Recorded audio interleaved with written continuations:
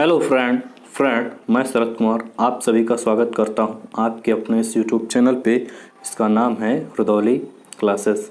Friend, आज हम बात करेंगे बायोलॉजी के इम्पॉर्टेंट क्वेश्चन आंसर के पार्ट 2 की। इससे पहले का जो पार्ट 1 है बायोलॉजी के क्वेश्चन आंसर का, उसको मैंने अपलोड कर दिया था। अगर आपने नहीं देखा तो इस चैनल के प्लेलिस्ट में जाइए, वहाँ पे आपको मिलेगा बायोलॉजी, वहाँ पे मिलेंगे पार्ट 1 के क्वेश्चन आंसर। तो चलिए हम आज बात करते हैं अपने यहाँ क्वेश्चन आंसर पार्ट 2 की। ये जितने भी क्वेश्चन हैं वो प्रीवियस एग्ज़ाम में आए हुए हैं, चाहे वो एसएससी का हो, चाहे वो रेलवे का हो, या उत्तर प्रदेश पुलिस का, या कोई और वनडे एग्ज़ाम। आइए स्टार्ट करते हैं अपने इस आज के टॉपिक को। देखते हैं आज का पहला क्वेश्चन क्या है। तो फ्रेंड, ये रहा आज का पहला क्वेश्चन में पूछा गया है, सर्वाधिक मात्रा में डीएनए कहाँ पाया जाता है। तो फ्रेंड, सबसे ज़्यादा मात्रा में डीएनए पाया जाता है कोशिका के केंद्रक में। हमारी जो कोशिकाएं हैं उन कोशिकाओं में केंद्रक होता है और उस केंद्रक में डीएनए सबसे ज़्यादा मात्रा में पाया जाता है। साथ ही साथ यहाँ पे लिखा गया, इसकी कुछ मात्रा माइटोकॉन्ड्रिया तथा हरित लवक में भी पाई जाती है। यानी कि डीएनए केंद्रक के अलावा माइटोकॉन्ड्रिया और हरित लवक में भी पाया जाता है। अब फ्रेंड, क्वेश्चन आया था एसएससी 2005 में, उसमें पूछा गया था इनमें से किस में डीएनए नहीं पाया जाता।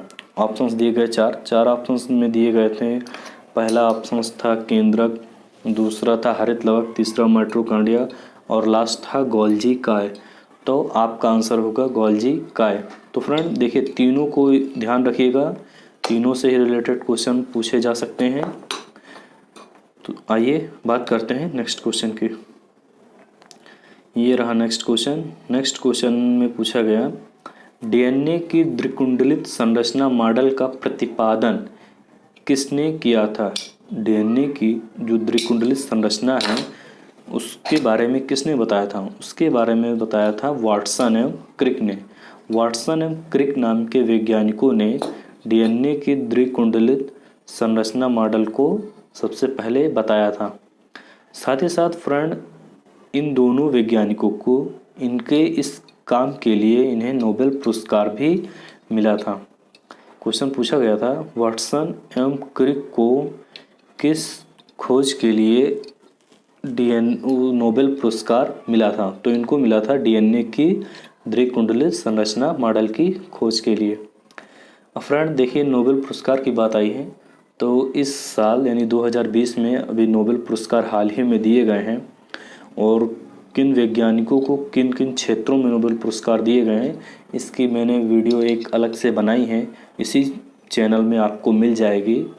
और उसमें मैंने बहुत ही शानदार तरीके से, बहुत ही फ़नी वे में, यानी मजाकिया अंदाज में मैंने आपको इन वैज्ञानिकों के नाम और साथ ही इनके योगदान को याद कराने का पूरी कोशिश की है। तो अगर आपने उन वीडियो को नहीं देखा है तो आप इस चैनल पे जाइए, वहाँ पे आपको मिल जाएगा। उसका जो टाइटल है वीडियो का वो है नोबेल पुरस्कार 2020। आइए अब बात करते हैं क्वेश्चन नंबर 3 की। क्वेश्चन नंबर 3 में पूछा गया, डीएनए का प्रमुख कार्य क्या होता है। तो फ्रेंड, डीएनए का मेन काम होता है आनुवंशिक क्रियाओं का संचालन करना। आनुवंशिक क्रियाएं वे क्रियाएं जैसे कि हमें बहुत से ऐसे गुण हैं जो हमें माता पिता से मिले हुए हैं, या यूँ कह लीजिए कि हमारे माता पिता के अंदर जो गुण हैं वही गुण हमारे अंदर भी आते हैं।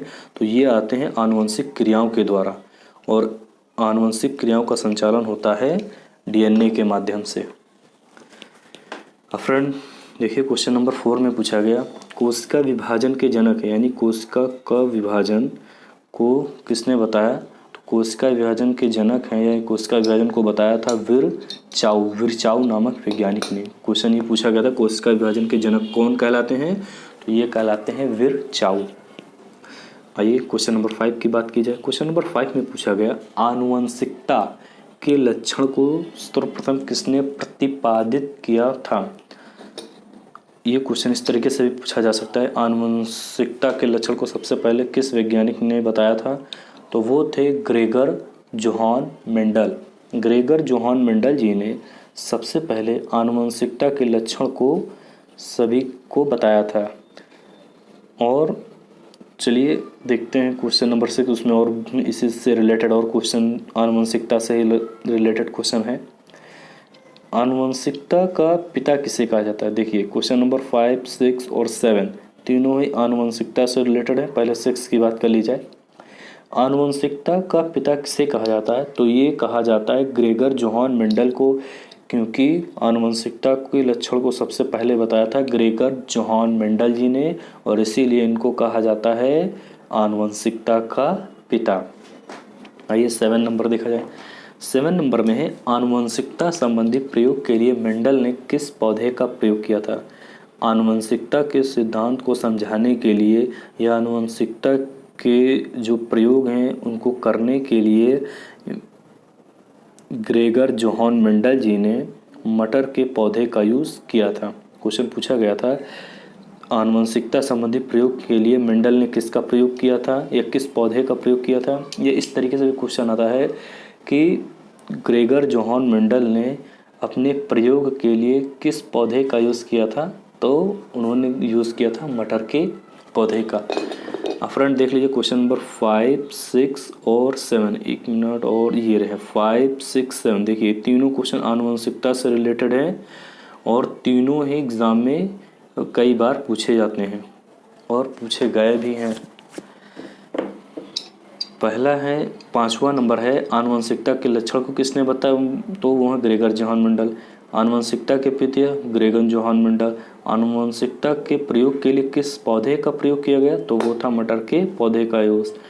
5, 6, 7 एक तीनों क्वेश्चन एक दूसरे से संबंधित। अब चलिए बात करते हैं नेक्स्ट क्वेश्चन की। नेक्स्ट क्वेश्चन है क्वेश्चन नंबर 8।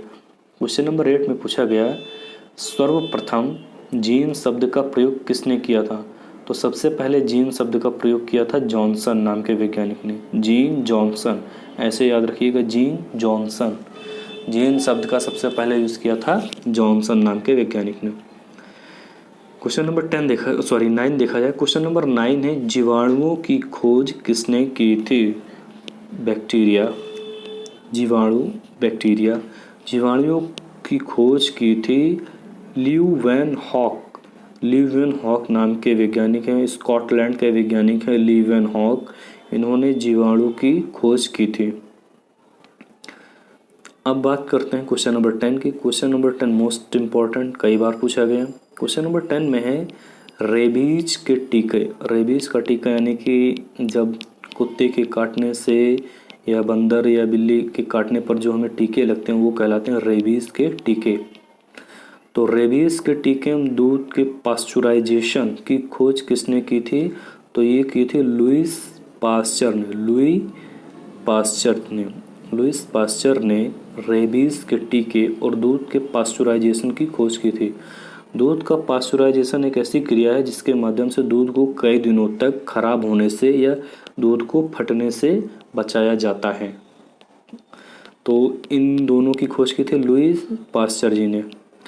चलिए क्वेश्चन नंबर 11। क्वेश्चन नंबर 11 में है पत्तियों में हरे रंग का वर्णक कौन है? यह तो फिर क्वेश्चन ऐसे भी आया था कि पौधों की पत्तियां हरी किसके कारण होती हैं? तो वो होती हैं क्लोरोफिल नाम का वर्णक है जिसकी वजह से पत्तियों का रंग हरा होता है। आइए नेक्स्ट क्वेश्चन देखा जाए। नेक्स्ट क्वेश्चन है क्लोरोफिल में कौन सा तत्व पाया जाता है? अब देखिए क्वेश्चन नंबर 11 में पूछा गया कि पत्तियों में हरे रंग का वर्णक क्लोरोफिल, और क्लोरोफिल में कौन सा तत्व होता है? तो वो होता है मैग्नीशियम। क्वेश्चन नंबर 11, 12 पूछे हुए क्वेश्चन है, इसलिए यहाँ पे उनको क्वेश्चन को मैंने लिखा है। चलिए फ्रेंड अब बात करते हैं क्वेश्चन नंबर 13 की। क्वेश्चन नंबर 13 में आइए देखें क्या लिखा गया। क्वेश्चन नंबर 13 में लिखा गया है पौधों की वृद्धि को कौन सा पादप हार्मोन नियंत्रित करता है? तो पौधों की वृद्धि को नियंत्रित करता है ऑक्सिन नाम का हार्मोन। ऑक्सिन नाम का पादप हार्मोन जो पेड़ पौधों में पाए जाने वाले हार्मोन होते हैं। तो पौधे की वृद्धि को कौन कंट्रोल करता है? तो वो करता है ऑक्सिन नाम का पादप हार्मोन। क्वेश्चन नंबर 14 देखा जाए। क्वेश्चन नंबर 14 में है बौने पौधे को कौन सा पादप हार्मोन लंबा कर देता है, यानी कि वो कौन सा पादप हार्मोन है जो बौने पौधों को लंबा कर देता है। तो वो पादप हार्मोन है जिबेरेलिन। जिबेरेलिन। फ्रेंड देखिए क्वेश्चन नंबर 13 में है कि उसकी वृद्धि को कौन कंट्रोल करता है, पौधों की वृद्धि को कौन कंट्रोल करता है, वो ऑक्सीजन, और पौधों की वृद्धि को बढ़ाता कौन है, तो वो है जिब्रेलिन। चलिए क्वेश्चन नंबर 15 की बात की जाए। क्वेश्चन नंबर 15 है एक पादप हार्मोन जो गैसीय अवस्था में पाया जाता है। एकमात्र ऐसा हार्मोन, पादप हार्मोन जो गैसीय अवस्था में पाया जाता है, तो फ्रेंड वो है एथिलीन। एथिलीन जो है वो गैसीय अवस्था में पाया जाने वाला एकमात्र पादप हार्मोन है। और ये जो एथिलीन होता है ये फलों को पकाने में हेल्प करता है। जैसे आम को पकाया जाता है, केले को, या और भी जो फल हैं उनको पकाने में हेल्प करता है एथिलीन नाम का पादप हार्मोन। और एथिलीन नाम का पादप हार्मोन गैसीय अवस्था में पाया जाता है। ये क्वेश्चन कई बार एग्जाम में पूछा गया है। आइए नेक्स्ट क्वेश्चन देखा जाए। नेक्स्ट क्वेश्चन है फूल खिलाने वाला हार्मोन किसे कहते हैं, यानी कौन सा हार्मोन है जिसके माध्यम से फूल खिलते हैं, पौधों में फूल खिलते हैं, फ्लोरीजेंस नाम के हार्मोन के वजह से। फ्लोरीजेंस नाम का जो हार्मोन है वो पेड़ पौधों में फूल खिलाने का काम करता है। आइए 17 नंबर पे देखा जाए क्या है। 17 नंबर पे है एक कोशिकीय जंतु। एक कोशिकीय यानी ऐसे जंतु जिनमें एक कोशिका होती है, तो वे कहे जाते हैं प्रोटोजोआ संघ के जंतु। जितने भी प्रोटोजोआ संघ के जंतु हैं उन सभी में एक कोशिका होती है। क्वेश्चन पूछा गया था प्रोटोजोआ संघ के जंतुओं की क्या विशेषता है, तो इनकी विशेषता है कि इनमें एक कोशिका होती है। यह क्वेश्चन इस तरीके से, एक कोशिकीय जंतु किस संघ में रखे गए, तो वो रखे गए प्रोटोजोआ संघ में। चलिए क्वेश्चन नंबर 18 की बात कीजिए। 18 में है सबसे बड़ा एक कोशिकीय जंतु किसे कहा जाता है, तो जैसे कि 17 में है एक कोशिकीय जंतु होते हैं प्रोटोजोआ संघ, और सबसे बड़ा एक कोशिकीय जंतु है एसिटेबुलेरिया। एसिटेबुलेरिया सबसे बड़ा एक कोशिकीय जंतु है। क्वेश्चन पूछा गया था सबसे बड़ा एक कोशिकीय जंतु, तो वो होगा एसिटेबुलेरिया। आइए नेक्स्ट क्वेश्चन देखा जाए। नेक्स्ट क्वेश्चन में पूछा गया किस संघ के जंतुओं में रक्त नहीं पाया जाता, यानी कि ब्लड, खून, किस संघ के जंतुओं में ब्लड नहीं होता, तो वो होते हैं सिलिंट्रेटा। सिलिंट्रेटा संघ के जितने भी जंतु हैं उन सब में ब्लड नहीं होता, यानी कि उन सब में खून नहीं होता है। किसमें? सिलिंट्रेटा संघ के जंतुओं में। आइए क्वेश्चन नंबर 20। क्वेश्चन नंबर 20 में पूछा गया है समुद्री घोड़ा किस वर्ग का जंतु है। क्वेश्चन पूछा गया था समुद्री घोड़ा। फ्रेंड नाम से ना जाइएगा, घोड़ा है जो समुद्री घोड़ा जो जंतु है वो मत्स्य वर्ग का जंतु है। मत्स्य वर्ग यानी मछली की कैटेगरी का। और साथ ही साथ मैंने लिखा शार्क, रोहू, कतला।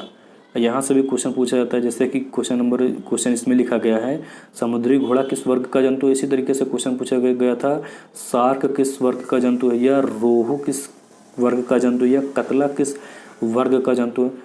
तो यहाँ से क्वेश्चन आए थे इसलिए मैंने इनको यहाँ पे इंक्लूड किया। तो ध्यान रखिएगा शार्क, रोहू, कतला, साथ ही साथ समुद्री घोड़ा, ये सभी मत्स्य वर्ग के जंतु हैं। क्वेश्चन नंबर 21 में मेढक किस वर्ग समूह का जंतु है, तो मेढक होता है एम्फीबिया। एम्फीबिया यानी ऐसे जानवर जो पानी में भी रह लें और ज़मीन पे भी रह लें, ऐसे जंतुओं का क्या है एम्फीबिया। तो एम्फीबिया है, मेढक है एम्फीबिया वर्ग का। आइए नेक्स्ट देखा जाए। नेक्स्ट में ये रहा नेक्स्ट, मगरमच्छ किस वर्ग समूह का जंतु है, तो मगरमच्छ है सरीसृप वर्ग का। सरीसृप वर्ग का है मगरमच्छ। और सरीसृप वर्ग में आते हैं छिपकली, सांप, घड़ियाल, कछुआ। यानी कि छिपकली, सांप, घड़ियाल, कछुआ और मगरमच्छ ये सरीसृप वर्ग के जंतु हैं। आइए नेक्स्ट क्वेश्चन देखा जाए। नेक्स्ट क्वेश्चन पूछा गया सबसे छोटा पक्षी कौन सा है, तो ये है हमिंग बर्ड। हमिंग बर्ड दुनिया का सबसे छोटा पक्षी है और ये पक्षी ऐसा पक्षी है जो पीछे की ओर भी उड़ सकता है, बैक साइड, यानी कि पीछे की ओर उड़ता है हमिंग बर्ड। सबसे छोटा पक्षी हमिंग बर्ड। आइए नेक्स्ट क्वेश्चन, सबसे तेज उड़ने वाला पक्षी। तो फ्रेंड सबसे तेज उड़ता है अवाबिल। अवाबिल, अवाबिल को इंग्लिश में स्विफ्ट, स्विफ्ट कार आपने सुनी होगी, स्विफ्ट डिज़ायर। तो ये जो स्विफ्ट कार है वो ये इसी के नाम से आई है, अवाबिल नाम के पक्षी के नाम से। सबसे तेज गति से उड़ने वाला अवाबिल, सबसे छोटा humming bird. Question number 25, question number 25 में है, भारत का सबसे बड़ा चिड़ियाघर कहाँ है? जू, ZOO जू। भारत का सबसे बड़ा चिड़ियाघर है अलीपुर, और ये अलीपुर का जो चिड़ियाघर है वो कोलकाता में है। कोलकाता में स्थित अलीपुर चिड़ियाघर भारत का सबसे बड़ा चिड़ियाघर है। नेक्स्ट क्वेश्चन देखा जाए, नेक्स्ट क्वेश्चन, अब भारत की बात की तो हम यहाँ विश्व की भी बात कर लेते हैं फ्रेंड। विश्व का सबसे बड़ा चिड़ियाघर कहाँ है? तो विश्व का सबसे बड़ा चिड़ियाघर है क्रूजर नेशनल पार्क, दक्षिण अफ्रीका। देखिए दक्षिण अफ्रीका का क्रूजर नेशनल पार्क दुनिया का सबसे बड़ा चिड़ियाघर है, दुनिया का सबसे बड़ा जू, क्रूजर नेशनल पार्क दक्षिण अफ्रीका। अब फ्रेंड यहाँ पे आपके क्वेश्चन आंसर पार्ट 2 समाप्त होते हैं। चलिए फ्रेंड मिलते हैं आपको नेक्स्ट पार्ट में और बायो के इम्पोर्टेंट क्वेश्चन आंसर के साथ।